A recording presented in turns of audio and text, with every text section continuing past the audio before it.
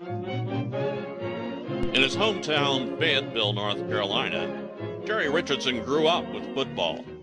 By the ninth grade, others noticed his skills. He graduated in 1954 and, thanks to an athletic scholarship, went on to Wofford College in Spartanburg, South Carolina. What that $250 scholarship didn't cover, his hard-working parents paid. George Richardson was a barber, while Mary Richardson worked as a department store clerk. His mother said he was born on a stormy night in Spring Hope. About the time he came into this world, thunder burst and lightning flashed, he said. I've always told him he came into the world with a streak of lightning.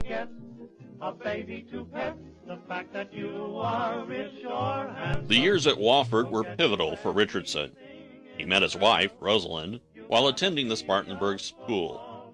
And he met Charlie Bradshaw. Bradshaw was the quarterback of the Terriers football team. The two would become lifelong friends. The NFL's Baltimore Colts drafted Richardson before his senior year. He graduated in the spring of 1959 and in the fall reported the Colts training camp. 19 people competed for 3 wide receiver positions. Richardson didn't hold out much hope. But Richardson had one thing going for him the others didn't. Famed quarterback Johnny Unitas. He roomed with Unitas during the 1958 All-Star Game. At the 59 training camp, Richardson didn't have transportation, so Unitas picked him up every day. Unitas didn't talk on the drive, and neither did Richardson. That suited both just fine. Richardson made the team. In his rookie year, he caught 7 passes, 3 for touchdowns. His most famous catch came in the 1959 championship game against the Giants. The reception and the touchdown sealed the game for the Colts. Richardson played 2 seasons. In those days, playing in the NFL was not a way to earn a living. When team management rejected his request for $250 more a year, Richardson left. Instead, he took his championship bonus and invested it with his old Wofford pal, Charlie Bradshaw. Together, they formed Spartan Foods. The company started with one Hardee's hamburger stand in downtown Spartanburg in 1961. From humble beginnings, the pair had expanded their fast food empire to 169 Hardee's by 1976, when Spartan became a member of the New York Stock Exchange. A junior bank officer by the name of Hugh McCall helped Richardson pave the way for expansion. McCall, who would later run Bank of America, saw something special in Richardson. Here was an operating officer who could cook, serve customers, and clean up the trash. He led by example, McCall said.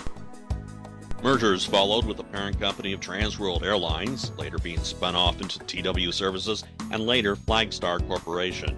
Through all the changes, Richardson was still at the helm. He met all challenges, even the unenviable task of rescuing the Denny's restaurant chain. But Richardson had bigger dreams. After Charlotte obtained an NBA team, he began a quest to fulfill his dreams. In 1987, this former professional football player announced his intentions to bring an NFL team to the Carolinas. He hired his son Mark to head up Richardson Sports, and instead of relying on government financing to build a stadium, Richardson's proposed using permanent seat licenses, a plan that raised some eyebrows among league owners. 6.5 years of hard work paid off in 1993. With a unanimous vote by NFL team owners, the Carolina Panthers became a reality. It was the first expansion team since 1974 and only the second franchise owned by a former player. A parade greeted him on his return to Charlotte.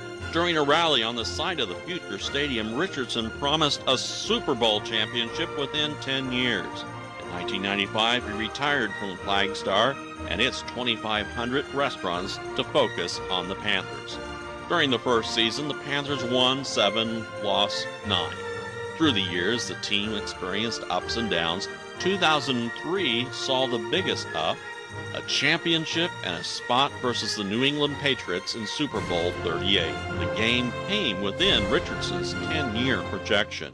In December 2008, a stunned Charlotte heard that Richardson required a heart transplant. Through the years, Richardson constantly credited luck for his successes. Perhaps Super Bowl Sunday 2009 was Richardson's luckiest day.